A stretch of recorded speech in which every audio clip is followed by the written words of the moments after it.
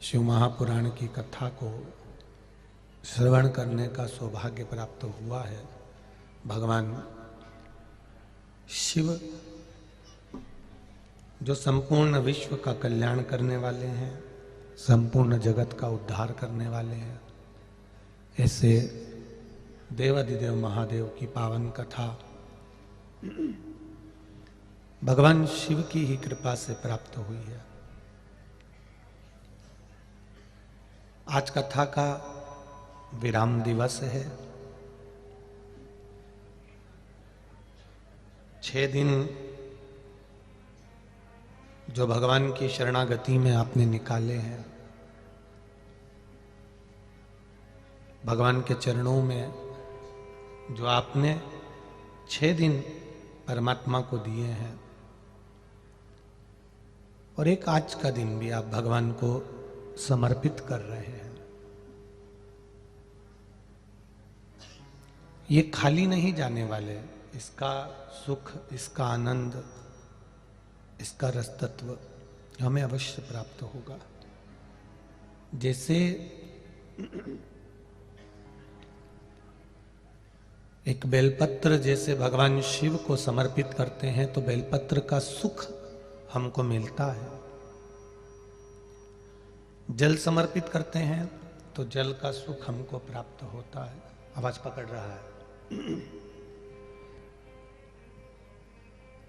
एक चावल का दाना भी अगर हम भगवान शिव को समर्पित करते हैं तो उसका सुख भी हमको मिलता है।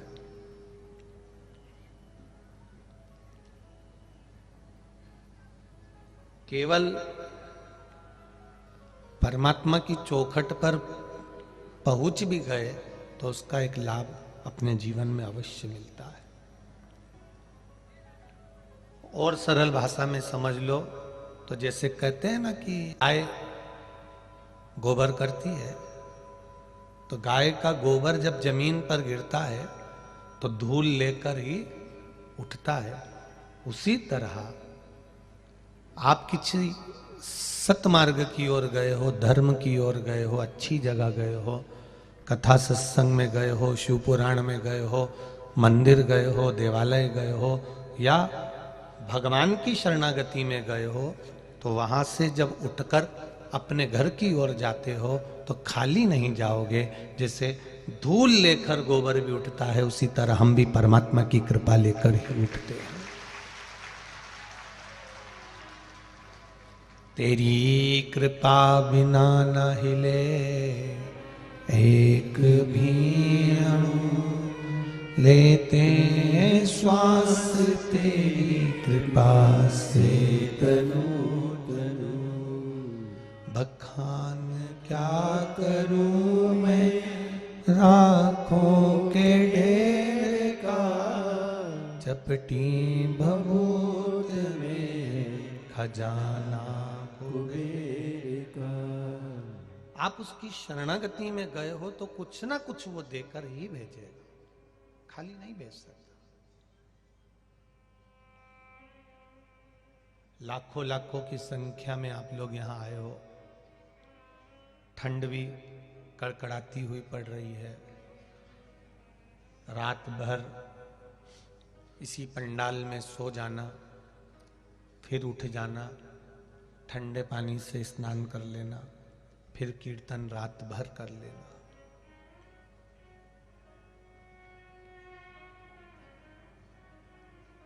लोग कहते हैं कि वहां जाओ तो नर्मदा जी के घाट पर जाओगे तो संतों का दर्शन होगा, गंगा जी के घाट पर जाओगे तो संतों का दर्शन होगा, मंदाकिनी के घाट पर जाओगे तो संतों का दर्शन होगा, हरिद्वार, इलाहाबाद, प्रयागराज, जहां जहां जाओगे वहां संतों का दर्शन होगा।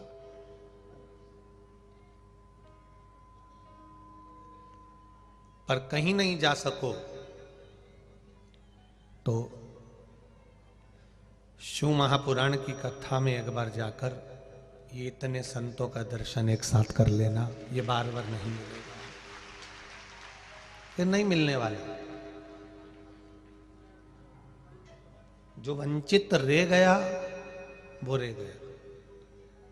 हम इस व्यासपीठ से फिर कहना चाहेंगे, जहां जहां कथा होती है वहां जाकर पहुंचकर एक बार दर्शन अवश्य करना चाहिए। रात्रि के समय पर, दिन के समय पर कथा सुनकर कि भगवान की करुणा, भगवान की कृपा, भगवान की उदारता, भगवान की दया कैसी होती है।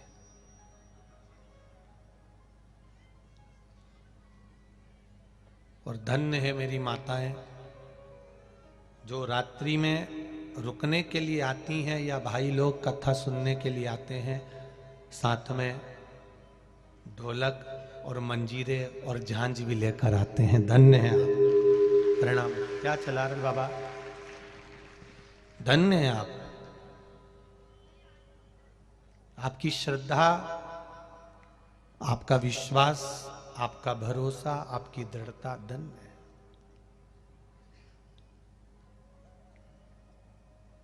लोग 2 घंटे 3 घंटे, ये हमारे तबले वाले भैया, तिलक भैया हों चाहे ढोलक वाले भैया हों, ये 2 घंटा 3 घंटा अगर जम के बजा लें खूब जोर शोर से, सुंदरकांड होता है या रामायण होती है या कोई क्रम होता है, उसमें अगर कोई जम के ढोलक वगैरह बजा ले तो उसको दूसरे दिन ग्लूकोज की बाटल चढ़वाना पड़ जाए।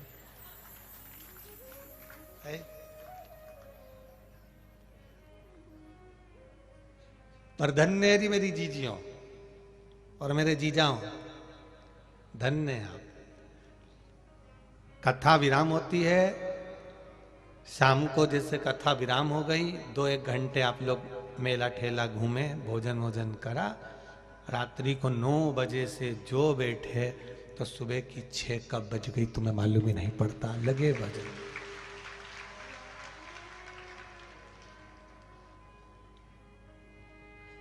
धन्यता है आपकी, साधुवाद है आपको। अपना कुछ समय, अपना कुछ पल, अपनी कुछ घड़ी आपने परमात्मा को दिया है।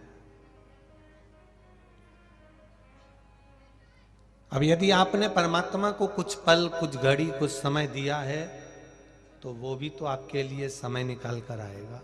वो भी तो, आप व्यस्त हो, काम बहुत सारा है आपके घर में, परिवार में बहुत फैला हुआ है, बहुत काम है, पर उस काम के साथ साथ आपने भगवान की कथा सुनने का समय निकाला है, तो वो भी तो आपके दुख काटने का समय निकालेगा, वो भी तो आपके पास पहुंचेगा।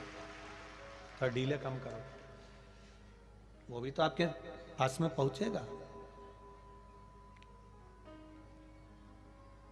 वो भी तो समय निकालेगा आपके पास आने का कि भाई मुझे भी जाना है। ये व्यस्त था तो भी शिव पुराण में पहुंचा था, मैं व्यस्त हूं तो भी तो जाऊंगा।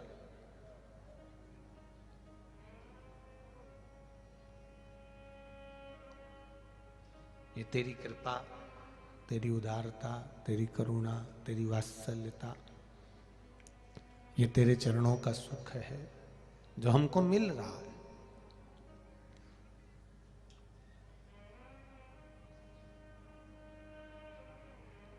क्या मस्ती में लोग मस्त होकर भगवान के भजनों पर नाच रहे थे। अभी तक सबने देखा होगा कि शादी में डीजे बजता है तो डीजे पे नाचते हैं, ढोल बजता है तो ढोल पर नाचते हैं।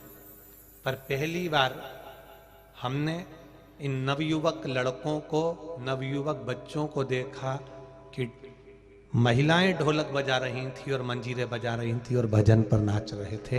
ये शिव कृपा, ये शंकर की उदारता, ये शंकर की करुणा।